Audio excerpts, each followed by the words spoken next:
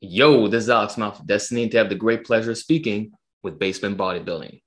He recently had me on his channel, and we talked about so much good stuff as it pertains to building a great physique naturally and many myths surrounding the online fitness community.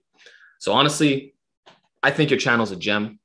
If I were younger, I would have wished that someone like you was around because it would have saved a lot of us from going down the wrong path.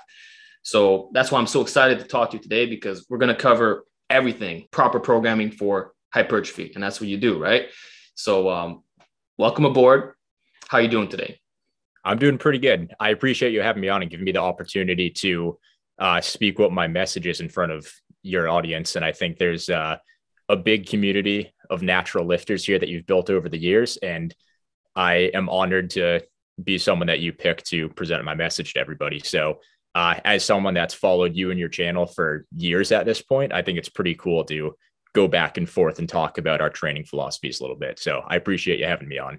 I appreciate you too, man. And it's really cool seeing the viewers behind the screen and looking at how far they came. We're a community of real naturals who want to learn and constantly get better. And we set high standards for ourselves. So when I see guys like you have this great physique and a lot of information to offer, is because you're your own individual who has not only been exposed to a lot of different guys on here, but you've experimented and now you're able to give back to the community. So I think your stuff is a great addition.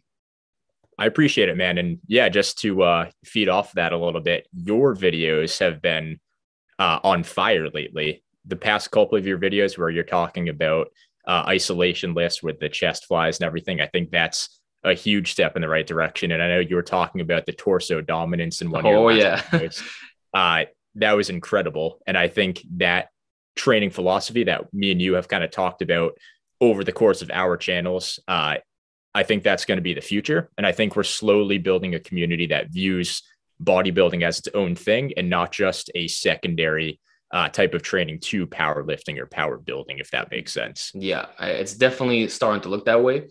And because we've been in this for so long now, we're seeing that people are fed up with the nonsense.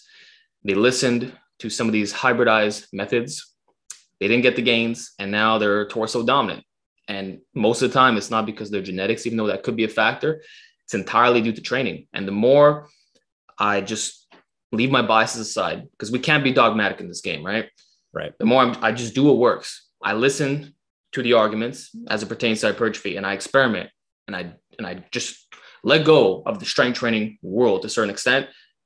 The better the gains seem to be mass-wise. And now I'm finally starting to see my physique actually coming along in a way that I'm proud of. So we're definitely going to get into that. But why do you think so many guys are torso dominant, since you just mentioned this? Yeah, well, I think the first thing that you have to take into account is it's going to be ego, it's going to be social media, and it's going to be a bias towards certain ways of training. It's not flashy to do a bunch of hardcore kind of like isolation lifts. And when I say hardcore, I mean train them in a more hardcore way. You don't see that a whole ton, because if someone's going to train hard, they want it to be compound lifts. Compound lifts are the bread and butter of social media and powerlifting and power building. And that's what gets the likes. That's what gets the follows on social media.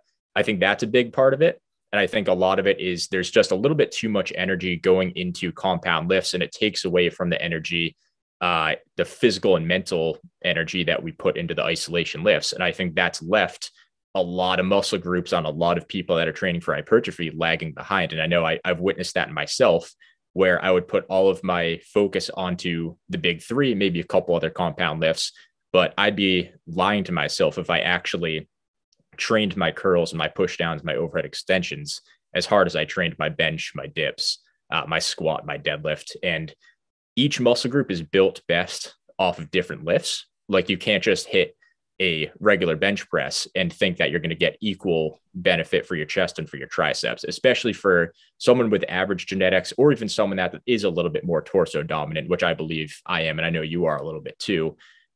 It's just not enough to build up your arms. And I think having a goal of natural bodybuilding, you can't ignore lifts that build a complete physique. Like your lifts for your arms or your isolation lifts, they're not as fun to a lot of people. You're not going to PR as much. There's not as much instant gratification with it, but sticking with them and getting stronger over time in the same way you would for a compound lift builds a complete physique. And there's clearly a lack of that in the community. And that's what I want to change. Right. Well, there's definitely no lift that can do it all, especially as it pertains to different anthropometries and even muscular weaknesses and how often you train the movement, becoming more specific with it. And like you said, a lot of people are just getting so dialed in to train the compound movements that the isolations go on the back burner, and they might not progress at all on those exercises, to the point where their compounds are going like this and their isolations are plateauing or even regressing in some cases. And what I've noticed is that the guys who actually do focus on isolation, they get strong at that. Sometimes they're not going to have the best compound strength, but the pure muscle function, let's say the triceps or the biceps, that's on point. And a good example that I like to reference is Jeffrey Verity Schofield. A lot of people like to say that he's weak, quote unquote, because he benches somewhere in the mid 200s. Yet, if you look at his tricep extension strength, the guy maxes out the cable stack plus puts on weight plates and dumbbells. So he's going so heavy that me, a guy who benched 405, I can't even budge a few inches what he's extending with his triceps. So what does that say about the difference in strength? Like compounds, there's the primary movers and there's the secondary. Who's to say that the secondary, in this case being the triceps, are going to get equally stimulated to the chest, especially the long head of the triceps, which you kind of need to have that stretching action or at least some shoulder extension in there. Yeah, 100%. And I think the nuance comes with muscle groups in the lift that is best for that muscle group. Like you see what he does and people call him weak, but the only reason they call him weak is because they're comparing one lift. They're comparing the bench press. They're not comparing everything. Like if you took your average, say, intermediate lifter, like take myself a couple of years ago or whatever, and you compared me to him, I would out bench, out squat, out deadlift him, but his arms are twice the size of mine because I'm stronger in 3 lifts, but he's stronger in the other 50 lifts of a mix of undertrained compound lifts and a lot of isolation lifts that people neglect. And it's pretty obvious when you look at the physiques. Like back when I was in that whole power building phase, my arms were 16, maybe 16 and a quarter, and my bench was pretty strong. And then you take his bench, he's still strong for sure, not quite an advanced bencher, but how are his arms like 18 inches or whatever they are? So I think that reflects itself in his training. Yeah. And I think what's important to note is that it's not just you and me who's going through this. It's a lot of people. I'm seeing the same trend over and over again.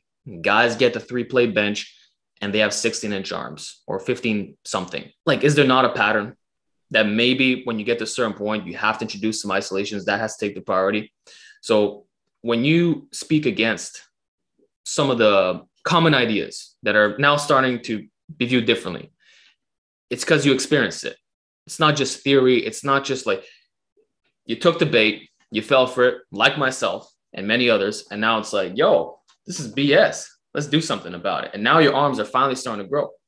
Yeah. To me, it's not boring and mundane. But when you're in the mindset of a power builder or a power lifter and you're training for hypertrophy, you're not going to embrace your isolation lifts because it's not flashy within that mindset. But once you can change your mindset and take the approach to lifting like a bodybuilder would, you're going to start to actually enjoy the process of your isolation lifts. You're going to learn that you don't need that instant gratification of adding 5 pounds to your bench every week. And you can stick with the 75-pound easy curl bar for sets of 8 to 12 on curls for maybe a couple weeks, a couple months, depending on where you're at, and learn kind of the patient game of isolation lifts. And my isolation lifts take a long time to develop because there's not as much of a coordination factor. They're pretty straightforward. Obviously, it's a single jointed movement. So the reward with those is long-term, and the reward is you're pretty much guaranteed to build muscle if you get your isolation lifts up.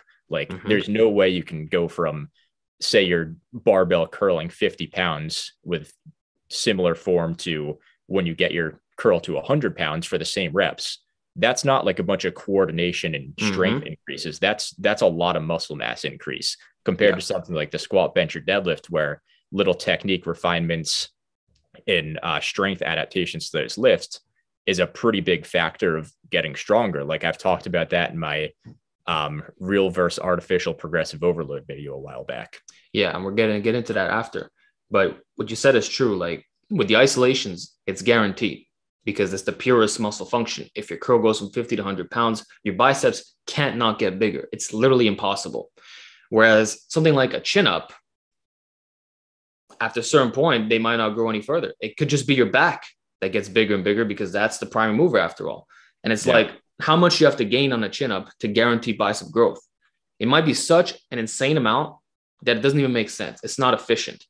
So that's another thing. Guys are going to talk about strength standards. You got to bench X amount or squat X amount or chin up X amount to have this type of measurement. And what I usually find is it's an absurd number that nobody's going to hit. And if they do, it's still not guaranteed. Or there could have been a more efficient way of going about it, like you literally just described. Yeah. And I think that's something you've experienced pretty well too, because you have an elite chin up and an elite bench, and you were still struggling to grow your arms, and they weren't how big you thought they would be and were told they would be once you achieve those numbers. So there's the fact that it's not guaranteed when you hit X random strength number that you'll have that measurement of an arm. And at the same time, I know we talked about this last time, it's just how practical is it for your average gym goer to try and hit a 405 bench? Like that is an insanely strong bench. The training and the specificity you have to go to actually hit that, you're neglecting the rest of your body when you're doing that. And when you're so zoomed in and tunnel visioned on growing your bench, it's so hard just to have the mental capacity to focus on other areas of your training. And bodybuilding isn't as specific as just working on one lift and becoming a master of it. It's a very well-rounded and complete physique that we need to chase. And you can't have that highly specific mindset and be tunnel visioned on just one lift. Yes. And in general, it's not even about the lifts per se. It's the muscles you're trying to hit, getting out of this mindset of, okay, I got to train movements, because that's what the powerlifter is going to say. Focus on movements instead of muscles. Well, that's not what you want for bodybuilding. So I'd like to ask you, what is the bodybuilding mindset? Like, how should one literally approach their hypertrophy training? Yeah, well, I think you started the conversation off well with that about training muscles instead of a movement. I can't remember if I talked about this in the video I just put out or it's the one that I'm about to release, but the bodybuilder's mindset is look at that muscle and what does that muscle require to grow? And there is nuance with it within your body, like different rep ranges are better for different movements. Isolations or compounds are better for different muscles. Like there's a lot of nuance to this stuff. But an example that I used in that video is going to be the biceps. So instead of saying, okay, if I just go all out and try and go super heavy on curls to get a 135-pound barbell curl because that will guarantee me 18-inch arms, what does a muscle actually need to grow? And then the strength progression over time is probably proof that I'm building muscle. So the first thing that comes to mind is, all right, well, let me get a good weighted stretch. So I think an incline curl would work pretty well. I'll probably try to include that into my program. Based on my experience with incline curls, I need about 1 day to recover in between. And I think a little bit higher frequency has worked better for my biceps. So I'm thinking about 3 times a week, 1 day of rest in between would be perfect. I'll experiment with rep ranges, I'll experiment with volume and adjust as needed.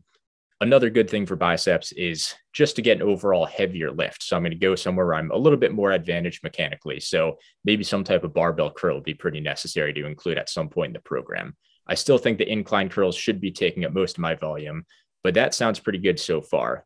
Maybe down the road, I'll start to add in some type of spider curl to focus on the contraction too. So you see how I'm getting a well-rounded training on that specific muscle rather than just saying, this guy told me to do this lift, and if I hit this number, I'll get there. So instead of saying, what is the most I can do to increase my strength, it's what's the most I can do to work that muscle in a way that actually fits into my program. And it's a totally different mindset because the first mindset, the bodybuilder's mindset, you're focusing on building that muscle the best you can in a practical sense. And you have to actually program it. So you can't just do 1,000 variations, because if you know anything about programming, you know you can't actually do that and make progress. You'll just spin your wheels. The other mindset it preaches powerlifting. It's what's the most efficient way I can possibly get to 135 on a curl. And True. that's going to be maybe some heavier singles, some triples, some fives. And that's not going to give you as much hypertrophy. So yeah, you might be able to curl a little bit more, a little bit quicker, but you're not going to build as much muscle in the process there. And that doesn't just apply to the curls, that applies to a lot of lifts. And I think it applies to compound lifts even more than it does isolations. Right. So you're focusing on the short, mid, and lengthened position, trying to find the best exercises that suit your anthropometry. And it's not about the quickest route to a strong curl. It just happens automatically as time passes by, say by following something like double progression, or in general, just being patient, because it's not a rush process. What I like to do is, look at the function of the muscle. So you get a stretch position, contracted position. Is that muscle best in a stretch position? Is it best trained in a contracted position? That kind of depends on the muscle. And on top of that, it's not just the position that you're in, because there's a ton of factors to hypertrophy, and you have to come with a little bit more of a maximalist approach. So you have to look at the muscle and the biomechanics. What's the best position I can train this muscle in? And then what can I slowly add in on top of that to complement it a little bit? In the meantime, how do I discover what rep ranges I like for each lift? How do I discover what setup is best? How do I discover frequency? How do I discover volume? And do I just go based on what other people tell me to do? Or do I go a little bit instinctively based on my training history? And this is something that you do have to have some experience lifting to really get to. But the good thing with that is when you're a beginner, you don't need the perfect workout to maximally target every muscle. I'm not saying you should follow a minimalist beginner program, because that's also a terrible idea. Not a terrible idea, but there's way better options out there for hypertrophy. But you have to think of all these ways that you can try and optimize training. And you can't get paralysis by analysis, because if you don't know what the best way to train each muscle is, it takes experimentation. So you have to start with what you think is right, and you have to test out your program, do some trials, note what works, note what doesn't, track your progress, measure your muscles, track your weight, track your lifts, make sure your strength is slowly going up over time. But overall, when you're tracking your strength, you should just make sure with a lot of these lifts, when you're training for hypertrophy, your strength increase generally matches your muscle increase. If your strength is going up like crazy and your muscle isn't growing a whole ton, you're probably just getting some strength adaptations or tweaking up your form a little bit to optimize it for powerlifting. Gotcha. So I think the way I can explain this is that you referenced the barbell curl as an example, right? Yeah. Instead of treating that like a competition movement, in the sense that every curl you do after that point is going to be specific to the barbell curl. Meaning, okay, if I have a lockout issue over here and I want to improve the strength in the fast amount of time, I'm going to start using accommodating resistance on my curls, or I might employ some strict curls against the wall, or pin curls at the 90-degree mark, or I'm not going to do any dumbbell work, exclusively barbells, because I want my barbell curl specifically to raise. I want that 135 or whatever the arbitrary number is. Instead of having that mentality, is what you just described. You're looking at the big picture, long-term, little PRs, and the strength has to match the muscle. And you're not trying to pick a bunch of variations that are specific to strength training necessarily. It's just, how do I develop that muscle in the best way possible? Yeah, exactly. And actually, I'm going to do a little bit of a reverse in the mindset here. So something that I've kind of debunked in the past, at least in my opinion, is the fact that you should just get stronger to get bigger. And I still get comments on that in my videos saying, why do you talk about this stuff? Just get stronger. And to me, that's someone that is probably not quite big yet. And that's totally fine. They still have to go through that experience. But one of the biggest things that I like to talk about, and I don't want to sound like a hypocrite, but why are you going to try and maximize everything to get stronger just to get bigger? The way that I think we should be viewing it, and that will help a lot of people, and it has helped myself a ton with my training, is, okay, let's say a 135 curl does actually guarantee bigger biceps, because if I'm curling 75 pounds for one right now, I will have bigger biceps when I curl 135. Why is my mindset maximize my strength in the specificity of a barbell curl, instead of why don't I maximize my muscle mass to be big enough to actually curl 135? Exactly. And that is the right mindset. It's opposite. We have it backwards. Yes. Well, that's one of the biggest things that people are starting to realize. Progressive overload tends to happen automatically when all the variables are properly set in place. And we once thought that you had to force it, that you have to have all this aggressive programming, maximum specificity.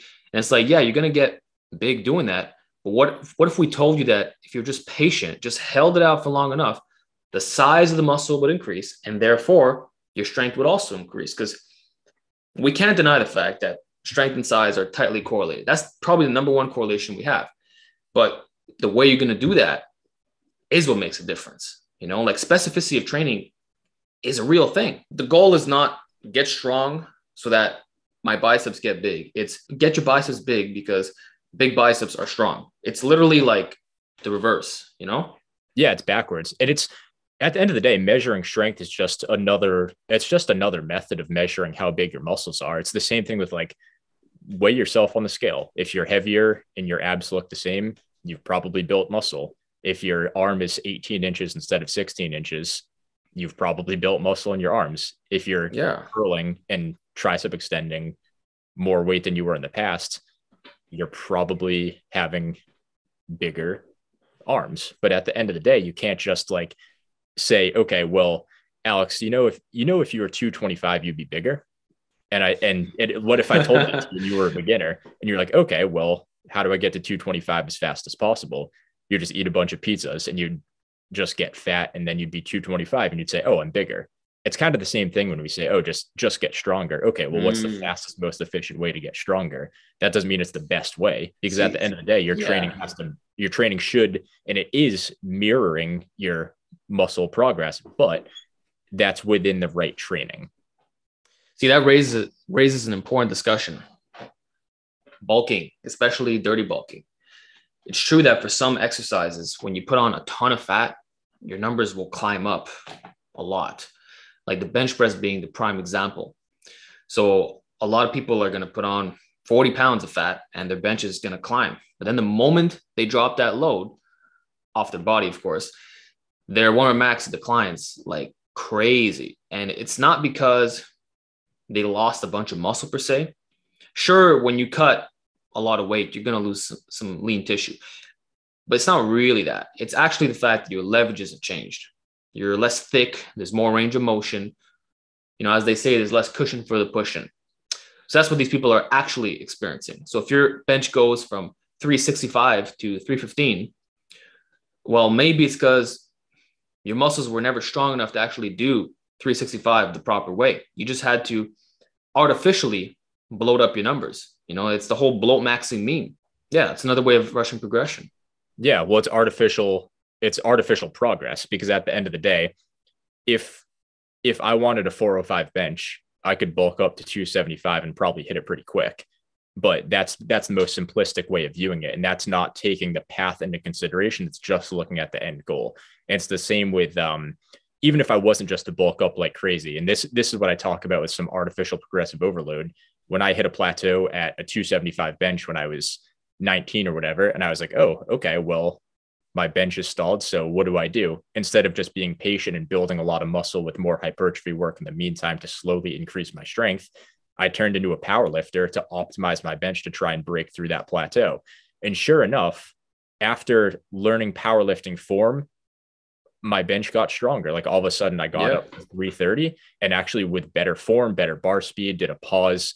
But at the same time, it wasn't actually a better bench because my grip was insanely wide. I had a huge arch. I had a ton of leg drive. My butt came 2 inches off the bench. And I'm not saying that you have to have textbook form, but what I am saying is that if I was to use that form back when I was 19 on that 275 bench, like, wouldn't have got the 330 like that. Exactly. If I was to use the same form that I hit the 275 for that 330, I probably wouldn't have hit it. So in my head, I feel validated because I hit a higher number. So I'm like, oh, therefore my chest it has to be bigger. There's no way around it, but there actually is a way around it.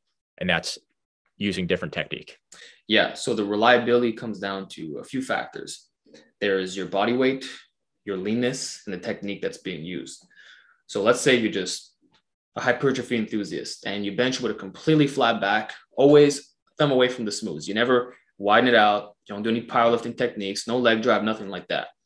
and use traditional bodybuilding rep ranges, let's say 3 sets of 10, and you take your 2 plate bench to 275, right? 50-pound jump. Oh, and your body weight doesn't change that much. Let's say you go through a bulking and cutting phase, and when you get back to being lean again, same body fat, but maybe a tiny bit heavier, you got that 275 bench for reps. That person has 100% gain of muscle. It's not even possible that they didn't. Take Jeffrey Verity Schofield, for example. Let's go back to that example. So if he was to let's say get trained by a power lifter and they were going to tweak up his form, let's say his max is 270. That's a bodybuilding max. He's probably a 300 or 315 bencher with optimized technique. Yeah. But optimized technique for powerlifting, optimized technique for bodybuilding, just because the max is going to be a little bit different doesn't mean he's actually any stronger or he's any weaker. It's the same level of strength. There's just a couple things that aren't quite optimized yet, but that's not going to build you any muscle. So instead of taking that approach to try and optimize everything for your leverages on that lift and bulk up, you should just be a little bit more patient. Don't ditch everything just to become a power lifter, because you have to remember it's not the end goal that's the problem. It's the process of you getting there that's the problem. If you're at a plateau, like an actual legit plateau, don't see what you can do more efficiently to try and specialize on a specific lift to get that up. Look back, look in the mirror, look at your program, reflect on your training. What's actually going wrong? Am I really training in the right proximity to failure? Do I even know what my volume is? Am I using any advanced techniques? Is it time to implement some of that? Is my frequency high enough? Am I overdoing the frequency? Am I in the right rep range? Am I resting long enough? Am I mentally focused on my workouts? Like, that's all stuff that's pretty important, because at the end of the day, the end goal is important. But if you're not getting there, you have to actually reevaluate your process to make sure you're building muscle. Don't just switch into powerlifting because it's more efficient, because that doesn't really guarantee much. All good points. And I think what's also important is that we shouldn't just look at the 1 rep max per se, but the actual volume work. So if we take the example you just listed, so a 275 bencher, and he can actually do 315 with that powerlifting form, but let's just say 275 bodybuilding technique, right? And we make him do 70% of his 1 rep max for rep work, which is very common if you're trying to get bigger. That's only about 190 pounds. So that's another thing. People are looking at the wrong numbers. It's always, what's my 1 rep max? What can I do for a triple? And if I'm still small, despite having that number, well, it's because I got to get even stronger at the 1 rep max. When reality is because your rep work is too weak. That's what's got to actually be improved upon, not the 1 rep max. Yeah, well, you're right on the money there, because a lot of people are so focused on that 1 rep max. But why, if it's a 1 rep max, you're biasing certain lifts, because nobody's going to try and max out. It's just not practical to max out, sound like a cable overhead tricep extension. So why don't we focus on rep maxes, like maybe a 5 through 12 rep max, and maybe on your isolation lifts go a little bit lighter, maybe an 8 to 12 rep max. Like, you're trying to tell me that if I wasn't as strong as I possibly could be on like a barbell curl with good form in like the 8 to 12 rep range, my biceps would be great. But if I went to go high specificity on a 1 rep max strict exactly, curl, that's not the right path, and it's not the right mindset. Yeah. I would just be optimizing certain technique, getting better at the skill of a 1 rep max. Those are all things that aren't quite in line with the right path for hypertrophy. Yeah. And that's the difference that we're trying to talk about, guys. It's literally this, like, strength is important, but in the correct context. So then I want to ask you, what are some of the biggest mistakes you see in novice lifters? In novice lifters, I think the biggest mistake, or at least the first one that comes to mind, is the exercise selection smokescreen.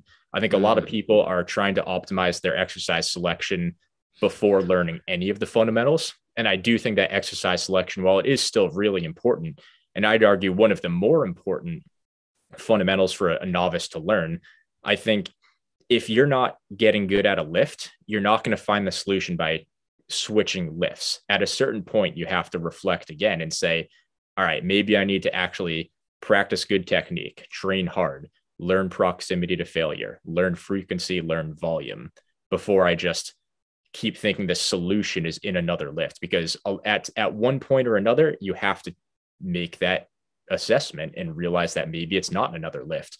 I'm not saying that you can't play around with other lifts to optimize, but let's say you're experimenting with some chest work. Like maybe the barbell bench it's not fun for you, and that's fine. There's other lifts you can do. You try dumbbell bench, feels a little off. Then you try dips and you're like, you know what? This feels great. I get a great stretch. I'm seeing a little bit of progress. I'll stick with dips.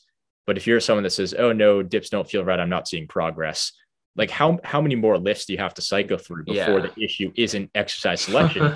It's how hard you're actually training. So exercise selection, definitely important as a novice lifter to experiment and find what's best for you. But you also have to learn a lot more about frequency and training hard. You can't have this crazy exercise ADD. And I don't necessarily fault the novice lifter. I do fault a lot of to put it bluntly, a lot of the fake natties on Instagram that post new lifts every day. And I think that distracts people because they see these huge jacked guys that are clearly on steroids that are just rotating lifts and trying different funky variations and like doing plate pinches and plate presses, and weird chest variations. Like obviously a beginner is going to see that and say, you know what, maybe I do need to try those lifts, but that's a smokescreen from the actual issue within your training. Well said. There's an exercise selection smokescreen, usually because of fake natties who are showcasing a bunch of movements that they don't actually do. So there's a difference between demonstrating something because you actually made great gains from it, or you can give logical reasons. Like if someone has to watch the whole video and think to themselves like, oh, this guy makes a lot of sense. I might have to try this out. It's because there was a good enough reason. You know, there was biomechanics. You're talking about the muscle fiber orientation, the shortened versus lengthened position. Like you can give tangible reasons that are provable. Like if you were to debate with anyone in the comment section, you can explain like, this is why you're going to get gains. But if you're just like, yeah, grab some plates and do curls with it because it worked for me. And, you know, you're going to feel your bicep. You're going to get a nice blood pump in the muscle. Like if it's like that, then obviously there's a different story being painted here. So I think that's where you can kind of see through the nonsense. And a good way to look at it is just by combining exercises from different worlds. Like if we're going to talk about isolating the chest, for example, and you're going to demonstrate a ring fly, well, that might be trendy in a lifter sense, but in the calisthenics world, everybody's doing that. So you're not just doing it for clicks. Like this is something that athletes and people who compete in those kinds of sports actually do. Whereas a fly with plates is not the same thing. So that's where you distinguish between clout and like actual good exercises, you know? I think that a lot of these guys that post all these crazy, like flashy, clickable exercises, they're taking advantage of the beginner's mindset of I need to try something new, or the ADD of I don't know what lift is best because there's so many lifts you can pick from. Once you're a little bit more advanced or you're an intermediate and you've lifted for a few years, you've kind of tried everything. You've lost that kind of expectation of novelty every session. Then you start to understand what's best for you and you can program from there. But I think with beginners where you haven't built the confidence of knowing you can build muscle yet.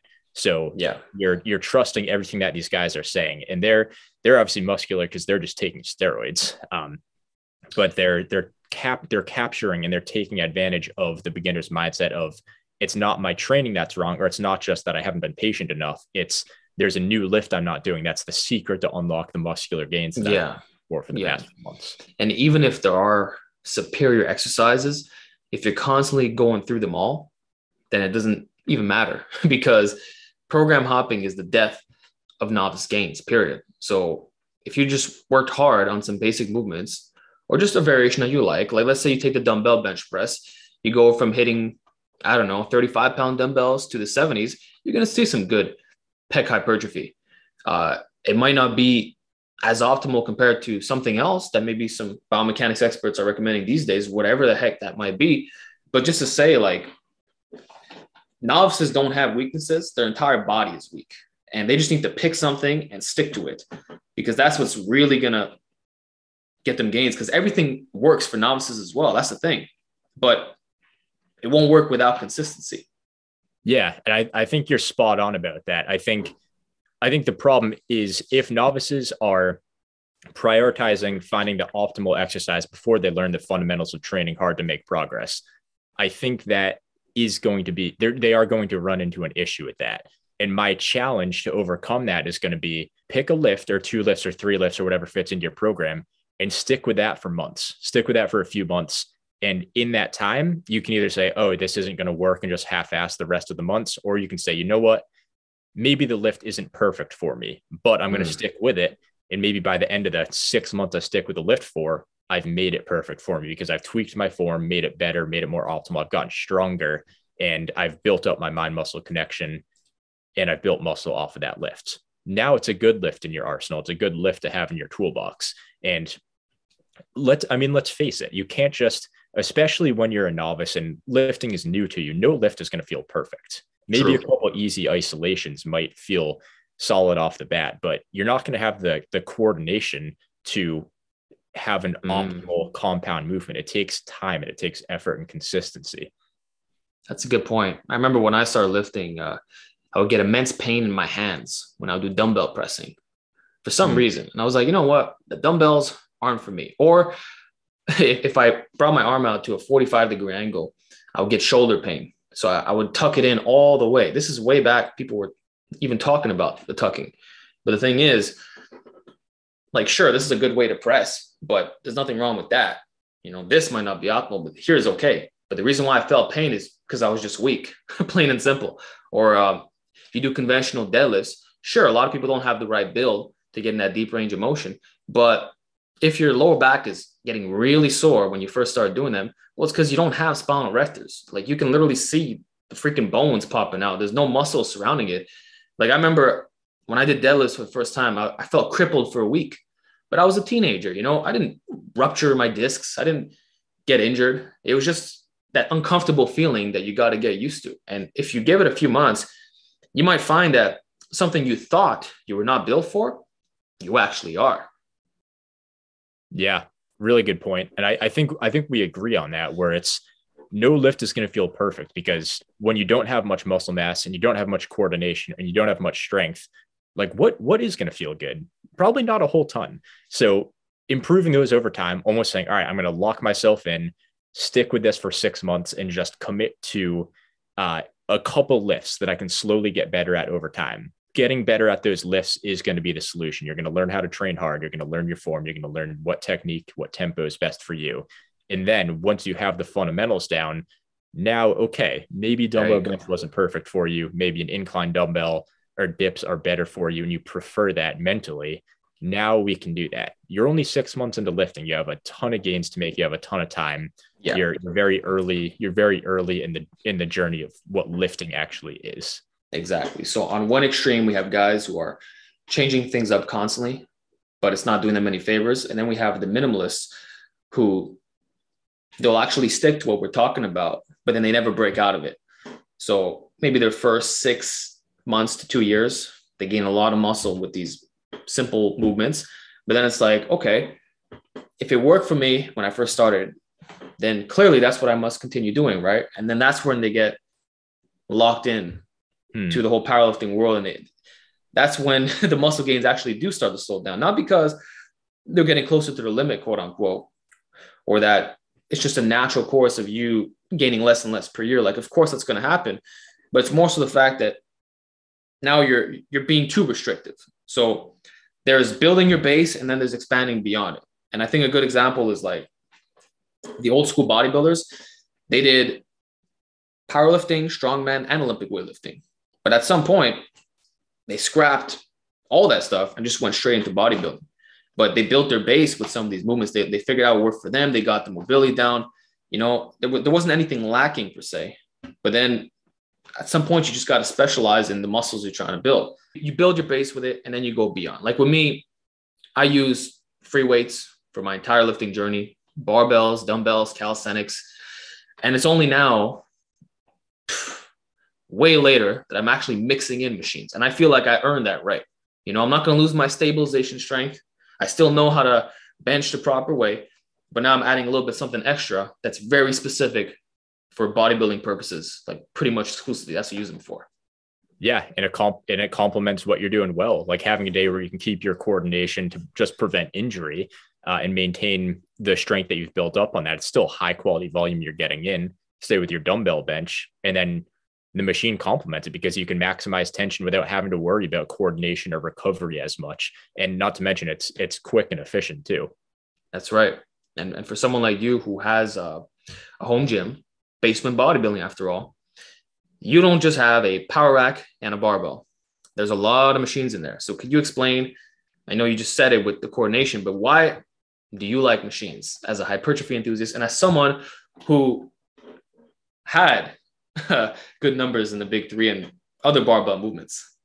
Yeah, well, I think the biggest thing was at one point or another, you are going to be, and I am not trying to brag about my strength numbers because I was advanced, but I wasn't even elite. Like there's people that are legit stronger than me that still try and bodybuild with these ridiculous numbers.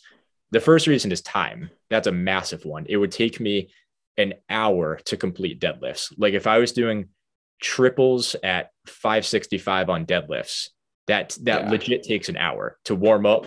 And when you're lifting that heavy, you're going to have random pains and random tightness that you have to fix as part of just your warm-up routine. That beats you up so much because it's such a high intensity that you have to rest like crazy between your sets. Warming up, putting the plates on and off the bar is just nuts. It's annoying and crazy, as simple as that sounds, it's a legitimate issue that people run into. So am I saying that the deadlift wouldn't work, that a heavy bench wouldn't work? No, but the fatigue and the time that comes with that is insane. So another reason, another big one, maybe even bigger than the time, is going to be the fatigue. Because when I max out and I put maximal tension and take a set pretty close to failure on this machine bench press right here, it's a lever press. I don't have to put as much effort or energy into the stabilization coordination. I just have to apply maximum effort and then I just drop it down. I don't have to worry about re-racking it or whatever. Like I just drop it down and I'm good. I just got 6 to 12 quality reps taken very close to failure on a machine that's designed to maximize tension on my chest. And I'm not out of breath. It's easy, but it's very difficult in a very direct sense right towards my chest. It's very specific towards my chest. And I can superset it. Like I was never able to superset. Let's say I was doing like a 6 rep max on a flat bench. Like I would need 6 minutes to recover between sets.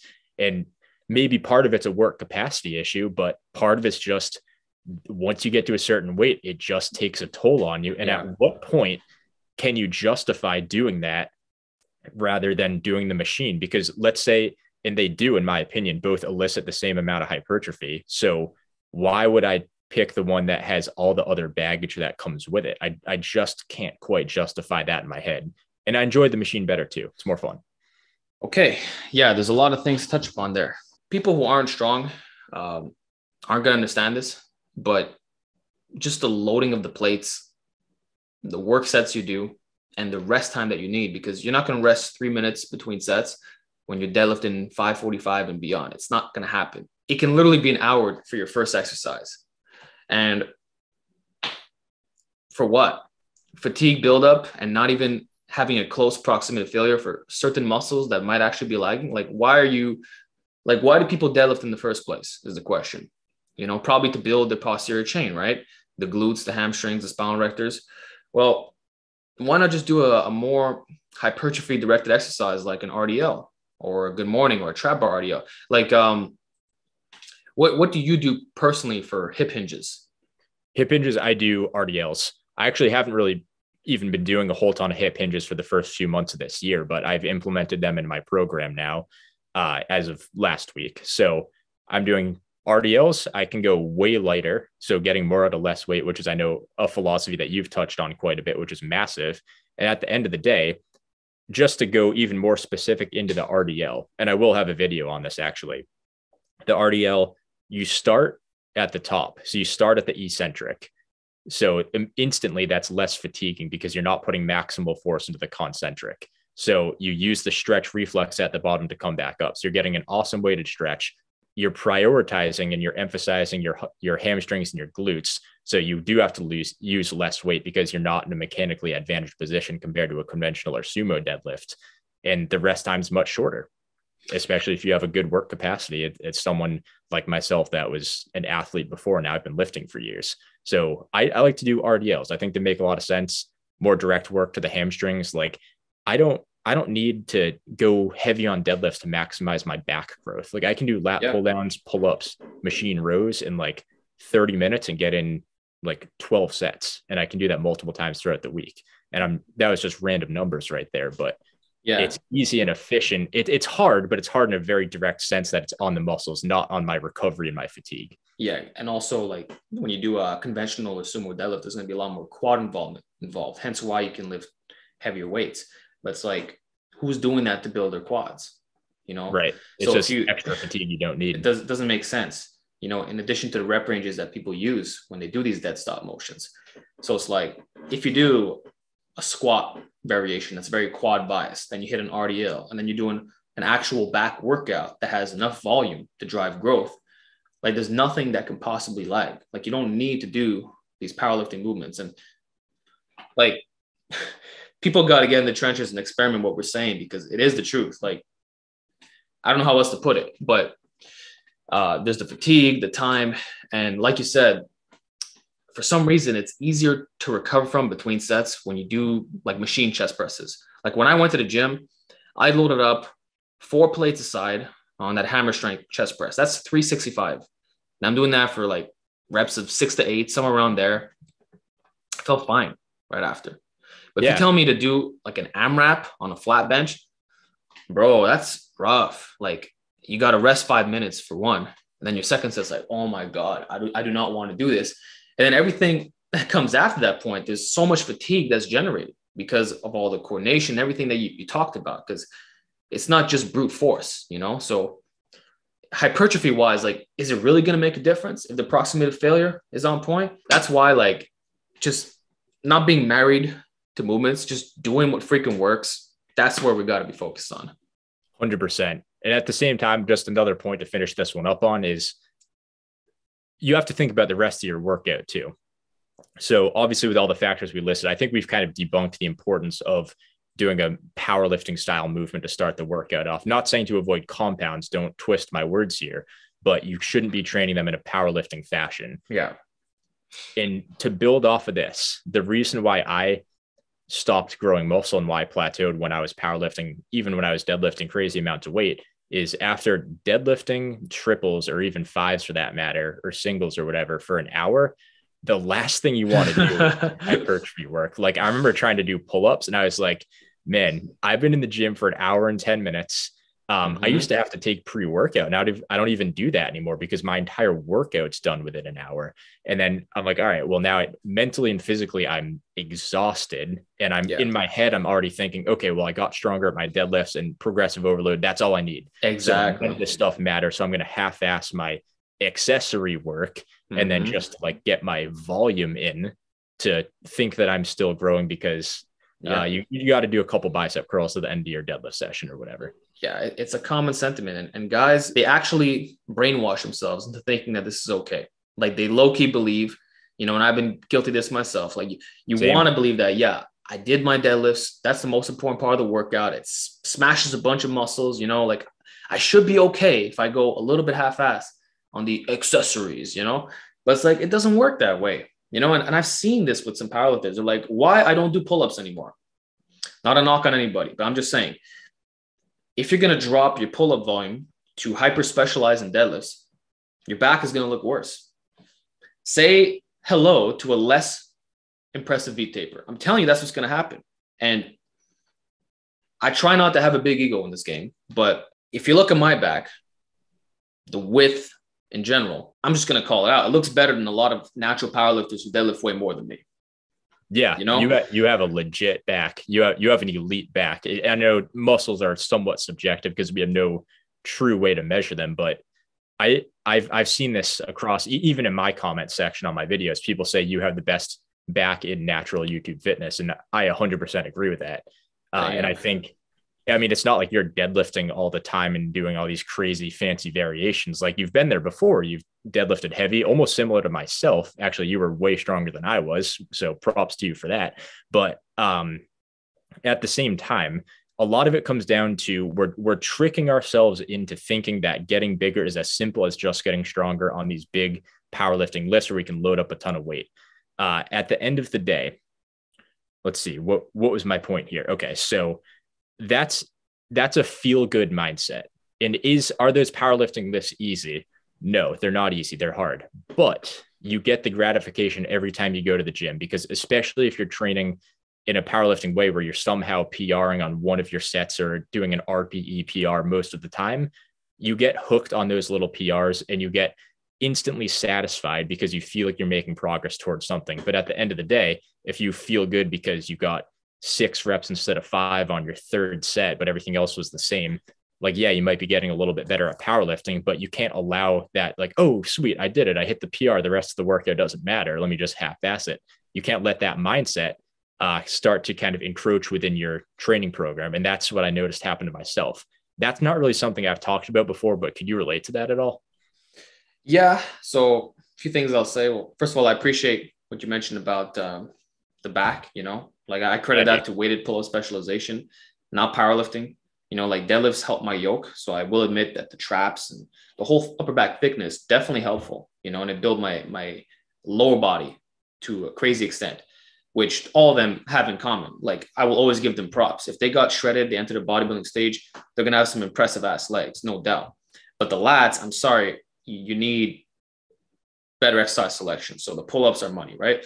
In regards to what you said about this short-term satisfaction, it is true. And I think that's why a lot of us enjoy the max effort method so much, myself included, because you literally get a PR every single week for years at a time.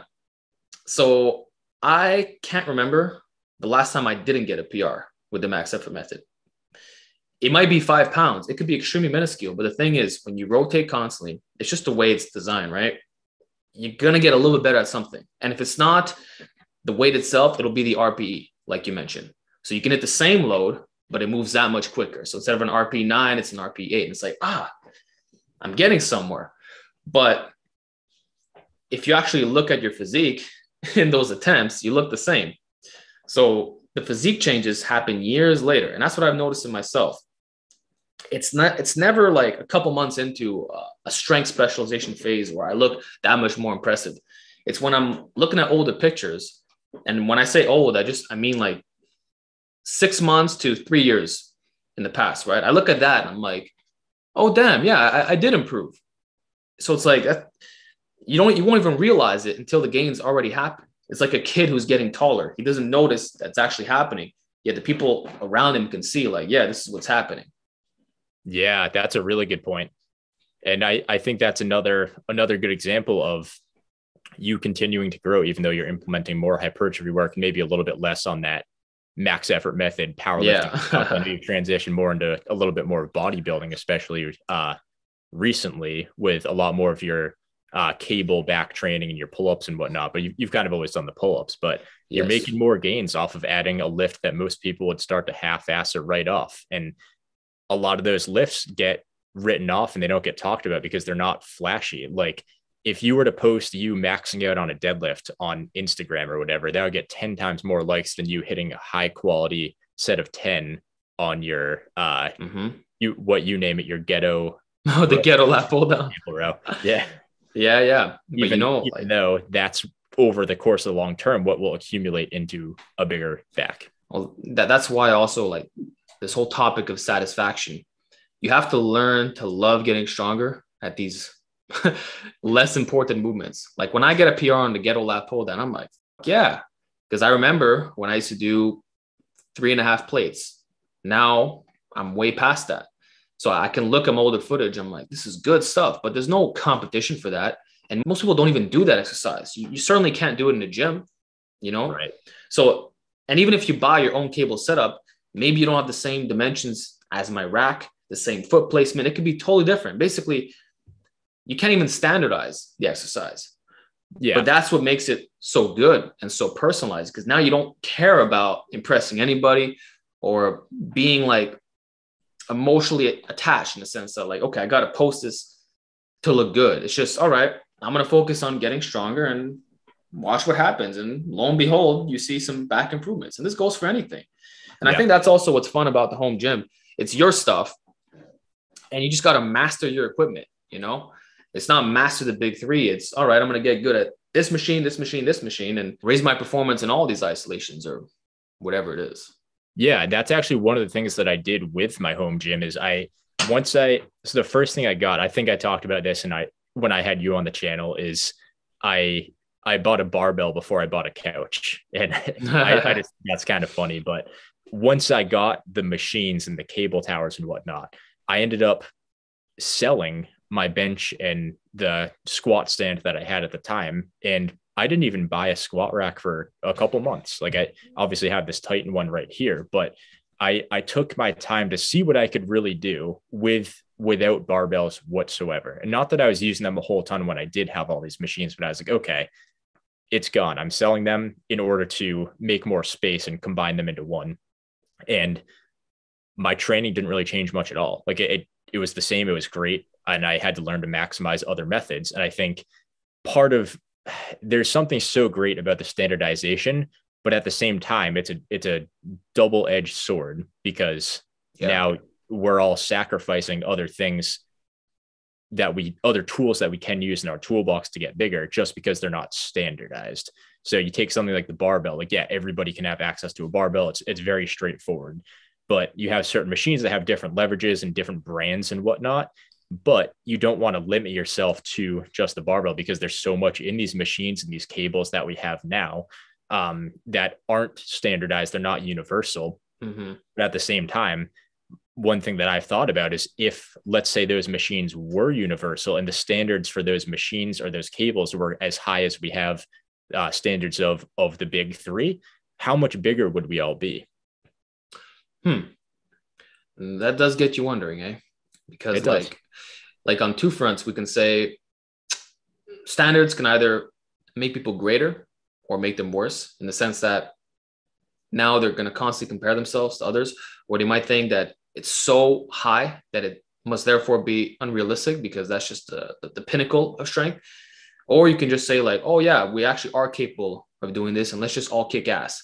Like the 4-minute mile type philosophy, or when everyone got their 315 bench like 10 years ago. Okay, that surely must be a natural thing to do, So it works both ways. And I think with machines, it's hard because they're all designed differently depending on the manufacturer. So it's kind of impossible, unless everyone has, and even the brands, they change. So if I'm using a hammer strength machine at my gym, which is an older one, it's not going to be like the ones made in 2022. So even then you can't even compare them, There's too many variables for sure. But I guess to look at things kind of on the bright side with those is with the standards being low and with it just being up to yourself, you're not going to try and artificially progressively overload. Exactly. So the pros are you're focused on hypertrophy and you're not comparing your strength numbers to anyone else. You're not getting FOMO because someone else is lat pulling 300 and I'm doing 150 on the lat pull downs. Exactly. So that's not something that's going to cross my mind and turn me into a lat pull down power lifter, for example. But, that's obviously one of the good things. But one of the bad things is there are a lot of people that have a hard time taking things that they can't compare themselves to others to seriously. So that is kind of the downside. You're right. A lot of people start to half-ass isolation movements. It's because nobody compares them. Yeah. You probably have a point. I think it depends how you're wired.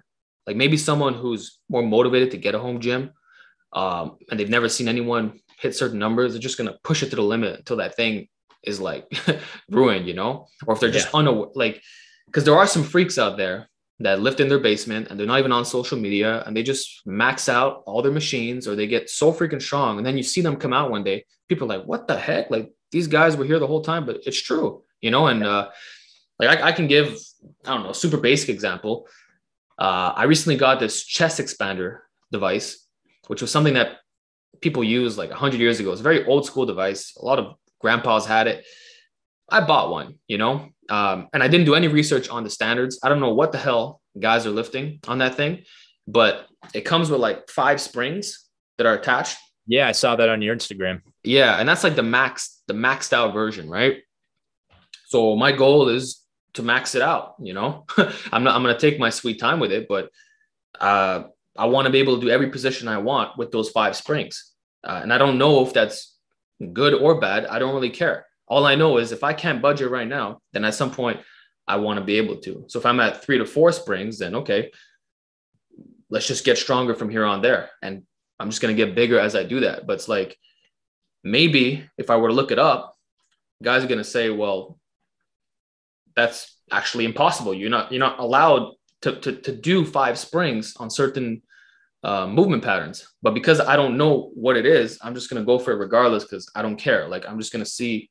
Does that make sense? Like, yeah, it's more experimentation. Yeah. Like you don't care what happens. You're just in the process, accepting whatever happens. Yeah. Taking it day by day, taking it session by session. You're not thinking about like a long-term goal or whatever. You're present in the moment, getting better at what you can, getting the work in. And eventually that goal will probably happen if you put the right work in, you know? That's it. We talked about the big 3. What is your personal approach to getting bigger legs? Because as I mentioned before, if someone does go down the powerlifting route, sure, it's inefficient in the sense that you're spending a lot of time and you got to get really strong to get the gains.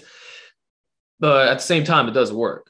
Like naturals who are squatting in the 400s, 500s, like if you have advanced numbers, quote unquote, you're not going to have small legs. And the truth is, the squat is weighted calisthenics. And a lot of old school bodybuilders, that's pretty much the only thing they were able to do before the invention of the leg press and the hack squat and all these things. So I just want to know, as someone who got a strong squat and also experimented with low bar and stuff like that, and did have good legs, right? What do you do now if it's not the squat? Yeah. So right now for myself, what I'm doing is it's like a combo between a leg press and a hack squat. So as you can see it, I know it's so dark back there, but basically it looks like a leg press, but it's inverted to act a little bit more like a hack squat. You are bent at the hips and the weight does sit on your lower back. So it is more like a leg press. That's my like main compound for legs. I do rotate squats in and out of my program, but I find that I'm at the point where it's not quite that efficient anymore. So what I like to do for myself is I do a lot of those hack squats. I do a lot of leg extensions too, tons of RDLs, a lot of hamstring curls on the machine as well.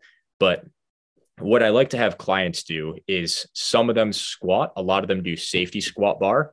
Right. A lot of them do leg press, hack squat, and then a couple isolation movements as well. I do think your legs, particularly like your quads and hamstrings and glutes, are best trained with compound lifts. So the squat is definitely a master of training your legs. There are more efficient ways of getting the same results, though. That's my philosophy to an extent.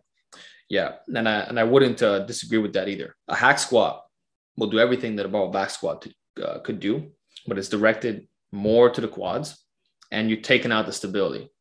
Yeah. So as a bodybuilding motion, it does get the job done. And I feel like if you are going to back squat for the purpose of building quads, which I'm assuming that's what you do it for, then surely using an SSB or something like heel elevation or just high bar is the way to go. But it might not be the most efficient, quote unquote. Yeah. So I think the thing with the squats is a lot of the time with the big 3 movements, you have to have really good discipline because you can't let your ego get the best of you. And I know the ego lifting thing is so over talked about and so overused at this point, but it's a very true statement.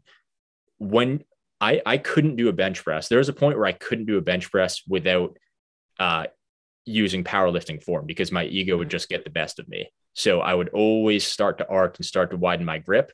And I would just not mentally, I just couldn't handle doing less weight with a better setup. So I think sometimes what you have to do is pick a variation that's similar. So instead of squatting, maybe a hack squat, leg press, safety squat bar, those are all great variations. But now you're focused on your form, you're focused on the technique, you're focused on targeting your quads or your legs. And you're not so focused on the weight. You're focused on proper execution. The weight will come over time and you'll grow your legs just the same as you would on a squat, without the distraction of comparing yourself to other people and trying to optimize your leverages and optimize your range of motion and technique to train a little bit more like a powerlifter, which, let's face it, for a lot of people, a lot of beginners, their form and their leverages. They're just trying to do as much weight as they possibly can. And I think on a lift where you have maybe that's a little bit less standardized or not quite as competitive, whether it's in real life in the gym or online and social media, those lifts, they focus more on the lift in front of them in executing properly to build muscle. And I think if your goal is hypertrophy, I think that has the slight advantage over doing squats, if that makes sense. Yeah, it cuts out the ego completely, and there's a very directed purpose. Like you're doing a hack squat, and now you're going to be locked into a particular position. You can modify your foot stance a bit and maybe widen things out a little bit, but at the end of the day, like it's a freaking hack squat. Like you know what you're getting out of it. Whereas a back squat, things can change. You know, you might have that extreme good morning form, depending on your leverages. It's going to look different from every individual, and you know, it is hard work at the end of the day, in the sense that, yeah, you're going to get good results. And that's what I'm personally doing. You know, I do barbell back squats and all those variations combined with belt squats. But I have to admit that whenever I go put a bar on my back, I dread it every single time. Like, oh my God. Whereas if I'm at the gym and I can just, you know, have a simple movement in and force, it does feel good knowing that I'm going to get the same effect in my legs. So I think there's also the psychological element to it as well.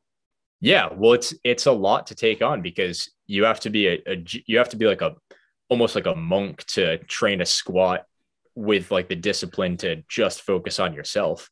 Yeah. And I think at the end of the day, having something where, like, let's say that the hack squats and the leg presses that you see, or actually, well, leg press is a different story, unfortunately, but let's say the hack squats that you see on social media, the ones that get the clicks and the views are the ones where people are straining and they're training hard.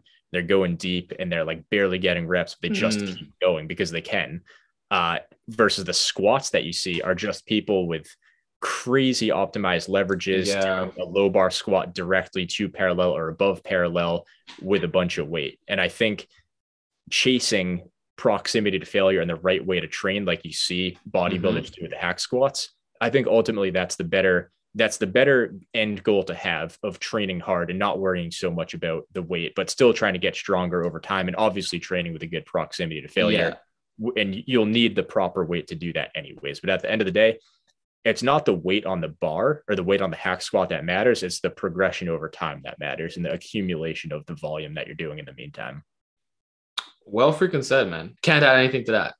And in terms of the isolation movements, the leg curls are very important for the hamstrings, because there's two heads. So you got to have that knee flexion directed.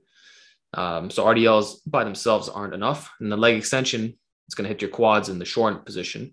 But like, do you do other isolation work for your legs? Legs aren't a whole much of a priority for me right now. I think the biggest reason for that is just because I haven't bought enough plates to even train my leg press hard enough. So I'm doing like close stance, very slow sets of like 12 to 15. And on a machine like that, like if I was to go all out maximal, I could probably get low 20s, but I stop at 15 because I'm either out of breath or my quads are just absolutely burning. So I'm forced to stop early. So I think sets of 12 to 15 maximum should be that, but I have to try and find maybe a couple 100-pound plates. I've just been procrastinating on it a little bit. So legs, I'm still training frequently, but they're not quite as high of a priority. Like my priorities right now, it's arms and back all day. Arms and back. Hell yeah. So then how are you training your back if it's not just get a 700-pound deadlift, bro?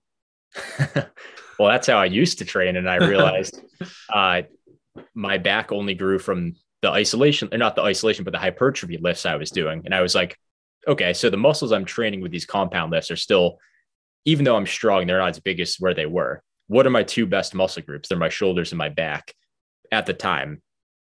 And those are the lifts that I did the highest volume with isolation work on. And obviously for back, it wasn't isolation. It was actually just other compounds like pull-ups and lat pull-downs and seated rows and whatnot. But that's how I figured out that high volume, train very hard, hypertrophy lifts is the way to go. So what I'm doing right now, for my back, it's a little bit different. I've actually decided to start training, and this is the first time I've ever done this, actually, training the same muscle on back-to-back days. It's different parts of my back, but I am training them back-to-back days. So Interesting. on my upper body days, I'm doing a lot of machine rows. So they're chest supported, takes the lower back out of the equation just for recovery's sake. Mm-hmm. And I think the machine is just more optimized to match the strength curve of your back anyways, because the way that the plates go, they get a little bit lighter at the top, allows me to get an actual contraction on my upper back, which I've never had before Yeah. from type of row. It actually is. Sorry to cut you off, but that's one of the few exercises that you can't do with free weights because it always biases the shorn position. So the machines is literally the complete opposite and it works with your muscles. Hence why using something like that or like setting up your own ghetto contraption is freaking good for back. But yeah, go on. Yeah, no, it's incredible. It makes a huge difference. So that combined with a narrow grip, neutral grip pull-up is incredible. You get insane stretch on your lats, insane contraction. Those are the bread and butter. I mean, that's how I built my lats up in the first place. Combine that with a lot of lat pull downs. I'm doing a lot more neutral grip lat pull downs too, as some of my knockoff mag grips. Oh yeah. Just more direct lat work. And those with, I don't have them in the program now, but something I also like to use to build up my lats quite a bit is like a single arm cable pull down at like a 45-degree angle. So it's not quite a vertical. It's not quite a horizontal. Exactly. It's right in the middle.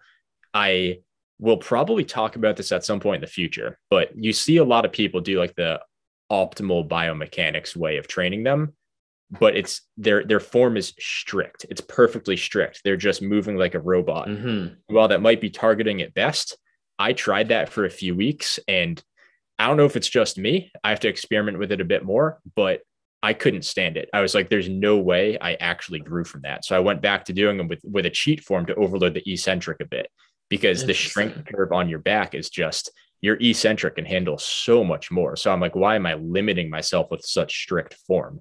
So all of those combined with heavy plate loaded machine shrugs / power shrugs is the bread and butter.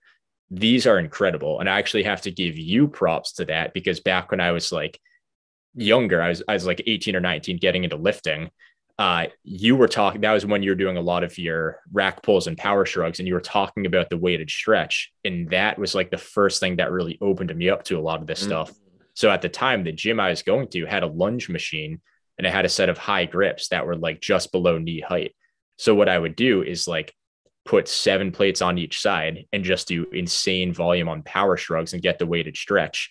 And I have to give you a ton of props for this, because as much as I hate being accused of taking steroids, and I know you've obviously faced that same thing too, people are in the comment section saying, oh, look at that guy's traps and shoulders, his arms are taking steroids. And I'm like, no, that's literally from Alex from Alphadestiny telling me to focus on a weighted stretch. And I don't even have particularly good traps anymore, because I just started doing these on this machine again. But when I was doing them with a weighted stretch with volume, I mean, look at your traps. Like that speaks for itself. Well, thank you, man. And it's true. The weighted stretch, like when people try for themselves, the soreness you get is unbelievable for one, but the gains are real. Like I never grew as much as I did compared to back then. Like when I was doing the heavy overloads and the power shrugs, like it really did work, even more than all the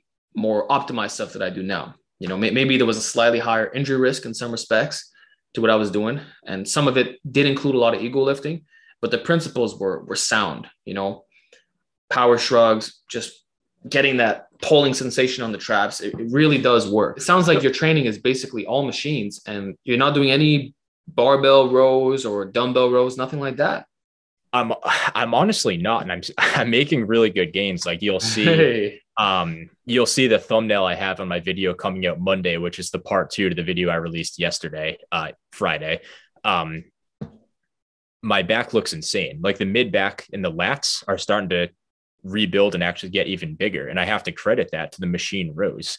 Wow. Yeah. I mean, a lot of it just, it comes down to some of that stuff, but yeah, I'm doing a lot of machines, doing a lot of cables. I'm doing definitely some dumbbells too, and a lot of dips and a lot of pull-ups. Those are my bread and butter for chest and lats. So I'm doing a lot of heavy dips, a lot of plate loaded bench press on here. So I am still getting some type of free weight stuff in there with the dips and with the pull-ups. But yeah, No, The I recovery is easy. My fatigue is low. So my day-to-day stuff and my day-to-day life is still incredible. And it's time efficient too. Like I'm a busy guy. So having some time to, having a good time restriction, some lifts that fit good within a shorter time period make the most sense. And I find that I've never been diagnosed with ADD, but I definitely have it, at least to an extent. And having lifts that I don't need to rest 5 minutes between sets allows me to focus more on the lift in front of me. And I think whether you have ADD or not, I think that's also something to take into consideration. Very nice. Well, I like the fact that you're incorporating everything. You've chosen the best calisthenics movements, and I especially like that you mentioned a neutral grip, because a lot of people are just going to say do a chin up or an overhand pull up, right? But you know what you're getting out of it. You know that it's lats. Like, you specifically chose that grip for a reason, right? You're Yeah. incorporating the iliac lat pull down, but not in the strictest way possible. There's a little bit of cheat. They get more of a stretch in the bottom. And I think a lot of that has to do with the stability aspect, because me too, I've experimented with that exercise, and it made me realize that a lot of people aren't actually training it. They're just showcasing it with a super light weight, but that's all it is. I found like I actually have to put weight plates on my bench just to keep myself from tipping forward, because the weights that I can use are so heavy that it does that effect. And so I found that just bracing my legs on the power rack is even more effective than the chest supported version of all things. Yeah, that would be considered less optimal. So just stuff like that you experience by being in the trenches makes a difference, you know? But that topic aside, it's you're doing calisthenics, machines, and free weights, and it's not arbitrary. Like, okay, I have to do a free weighted exercise for my back. It's let me just do what works. You know, you're incorporating free weights for your presses, but not necessarily your pulls. But does it really matter if all the movements and muscles are being targeted? Not really, right? So at the end of the day, we just got to pick the movements that put us through a full range of motion. We know what we're targeting. We're going to get progressively stronger over time. The proximity failure is on point. And that's it. You know, let the gains happen. Because me too, my back training is all machines and calisthenics. I don't do barbell or dumbbell rows at the moment. They're But not worth my presses, I will, you know? Yeah. And barbell rows, just they're simply, I can't see very many scenarios where they're worth doing over other movements when it comes to like a recovery aspect. Like if you're trying to do squats, barbell rows, deadlifts, all this stuff in the same week, like it's much more difficult to program to get enough volume on other things, because when it comes to recovery, it's like, okay, well, if you're doing squats, deadlifts, and barbell rows, you can't do them on back-to-back days. Mm-hmm. So are you going to do all of them on the same day? Like, is that really necessary? Or should you do something that allows for better recovery, like a machine row paired with maybe your squats and deadlifts? And I think that makes a lot of sense too. I think it brings up an interesting point that maybe people think they're hitting their maximum recoverable volume for the back, but really it's because their spinal rectors are so shot that they literally can't do more back volume, even if they tried.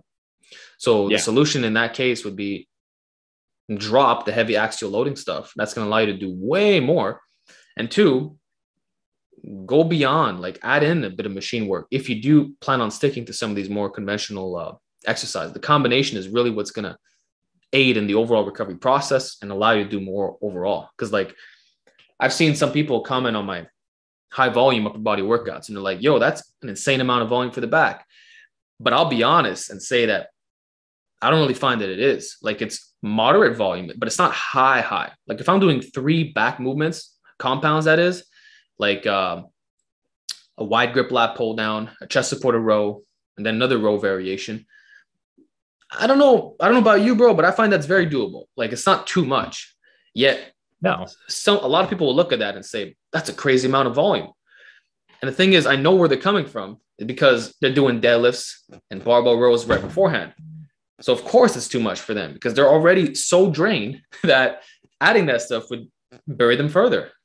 Yeah. Well, I think that's another great aspect about the whole fatigue management thing, because when you have to train with a super high volume, does it really make sense to get this incredible amount of fatigue from your first 3 sets of deadlifts throughout that workout? Or should you maybe do some RDLs instead and then just target your back through a bunch of other things that allow you to continue on. And whether you do all your volume in 1 or 2 days or spread it out evenly throughout the week, I think it makes more sense to do what's the hardest I can work to achieve the volume that I need to grow that muscle.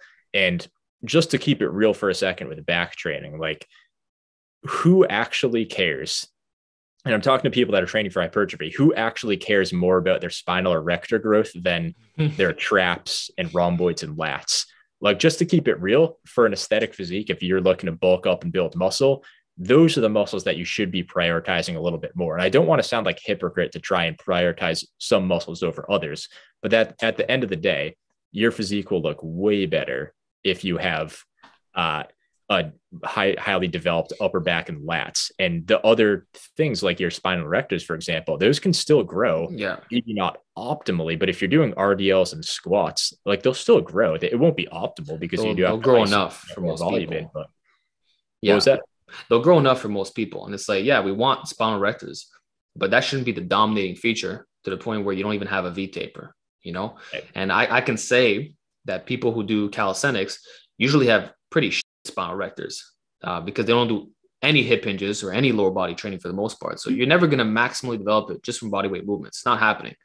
But when I look at their physique, I still find they look better than your average powerlifter who sucks at pull-ups, because it's just like a square. There's no width coming out, you know? So obviously both are important, but if you can only gravitate towards one, I'm going to take the wide lats and thick upper back all day, every day. And the same thing, this is going deeper down the rabbit hole, but I don't care at this point.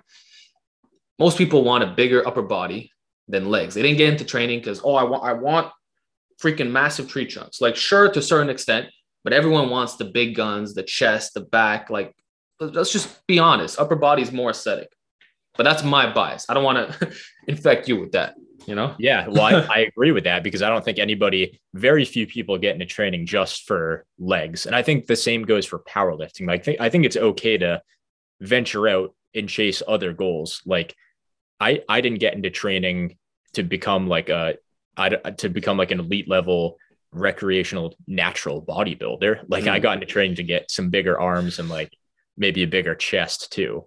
Like, when I first started training, I didn't train my back, I didn't train my shoulders or my legs. Like, I didn't train any of those muscles. And eventually I realized, like, okay, well, for an actual complete physique, yeah, the muscles that you see are the chest and arms, but you do need to train a little bit more. So some goals are things that you learn that will actually help improve your initial goal. And some goals are just an entire distraction that's way, way, way more focused in a smaller domain. And I think that's the difference between bodybuilding and something like powerlifting. Like, bodybuilding, and I don't have my full philosophy developed on this yet, but I think bodybuilding, it helps you everywhere. You're not there to perform in the gym. It helps you in your day-to-day life at work, or whether you're in school or just out and about. Feeling confident and looking bigger helps you in most situations. When you're stronger within the gym, it helps you within the domain of the gym. And I'm not saying that's all powerlifting is, because obviously there's more to it than that, and strength can build confidence. But in a more general sense, we didn't get into the gym to be the biggest guy in the gym. We got into the gym to become a very confident and bigger, better version of ourselves in our day-to-day life. Yeah. And also just the whole appearance factor. We looked in the mirror, we weren't satisfied with being skinny or overweight or anything like that. We want to look good in our clothes. And some people call that coping or feminine or superficial, but it's like, it's an expression of the self. It's art at the end of the day. And what's cool when you're not a competitive bodybuilder is that you kind of set your own standards. It's not that you got to have every muscle developed to this level. You choose what needs to be biggest and what you want your symmetry to look like. Like, there's the old school look, there's the more modern bodybuilding approach, all kinds of different things. And it's got to come from you at the end of the day for all this that we're talking about.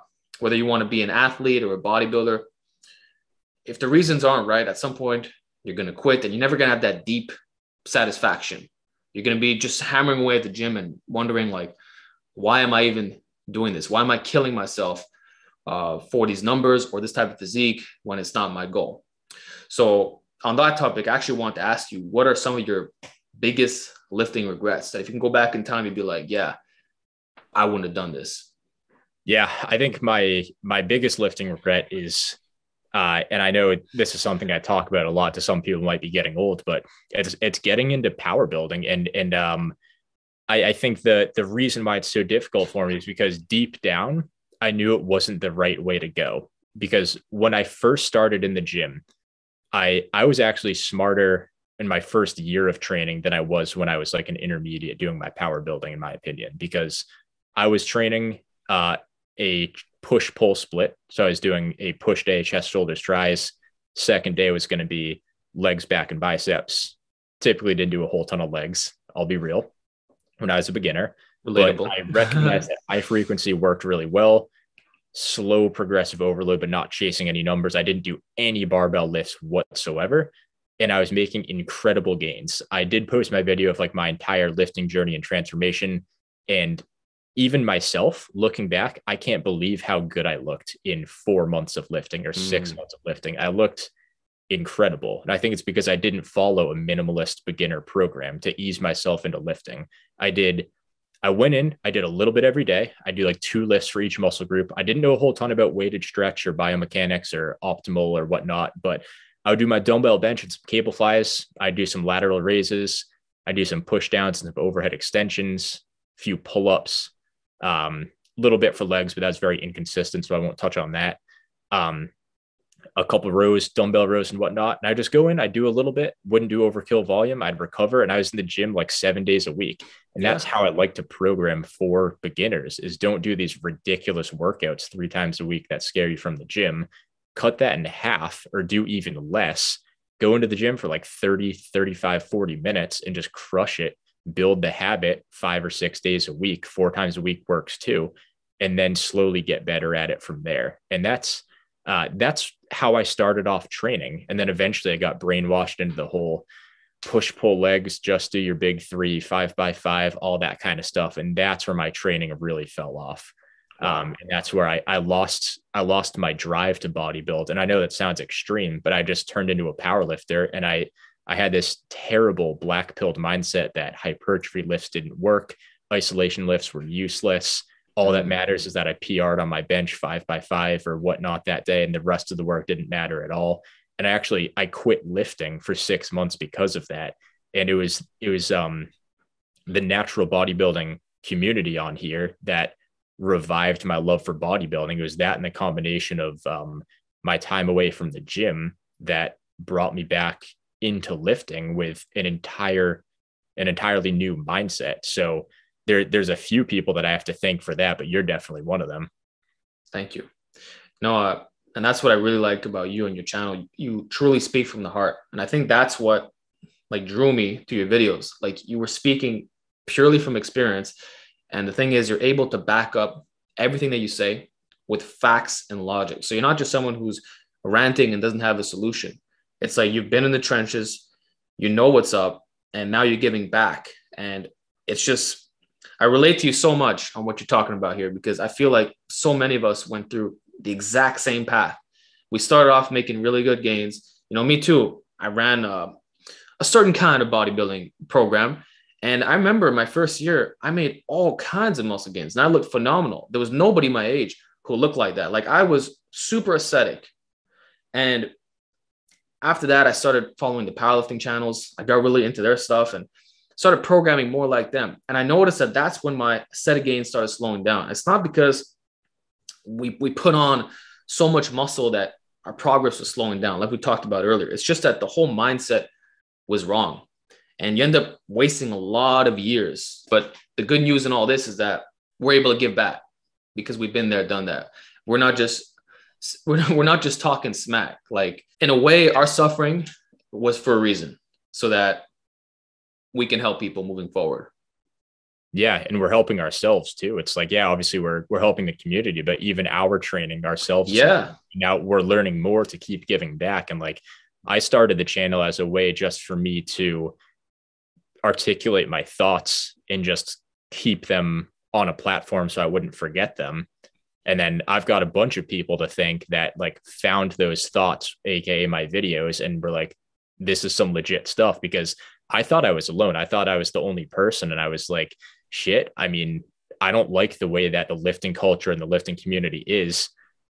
I found what's real. I got back into bodybuilding in my methods that worked for me in the way that I think people that are training for hypertrophy should. So let me talk about my regrets, my methods, and then like people found them. And I think that says a lot about the community on here, where nobody cares about it was my channel with 400 subscribers and 100 views about it doesn't matter those things. Like I'm just sitting here in my basement filming on my iPhone. You can barely hear my videos. You have to turn it up all the way, but it's about the message and it's about the real stuff we talk about. And that's where I think this community and the people that thrive in here and with these methods of training, this is like the legit side of natural bodybuilding. I think that's huge. And it's been an absolute pleasure to like just be a part of it and communicate with you and everybody else and the people that watch my videos. Like I love to respond to legit every single comment and like continue the conversations and hear what people have to say. And it's crazy just to kind of see, I don't want to say like I discovered it, but like I didn't know that there was a community in here that had gone down the same path as me. And even hearing you talk about some of that stuff too, like, yeah, you still have your strength goals and whatever, but even you relate a lot to it. And I'm like, damn, like everybody's kind of felt, time, bro. I'm not alone here. Like no, we all kind of relate to this stuff, you know? Yeah. Even natural hypertrophy, he's made extensive videos on the topic, and every single one of these guys speaks with passion. I think that says everything, you know, because we've seen what Youth Fitness used to be and what it is now.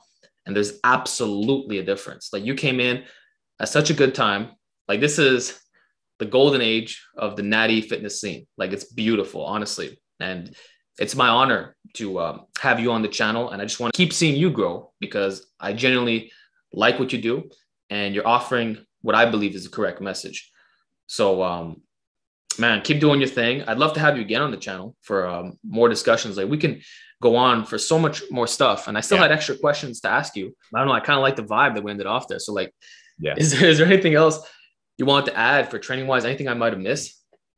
No, I think that's a good first episode. I definitely want to come back for two. I think we've got a synergy where you've got a ton of experience and you have more experience than I do. So I love hearing your opinion. And I think you can take some of my ideas and I can take some of your ideas and we can build off of them and come up with these realizations. So yeah, we'll save some things for part two, but I think that's going to be a dope one too.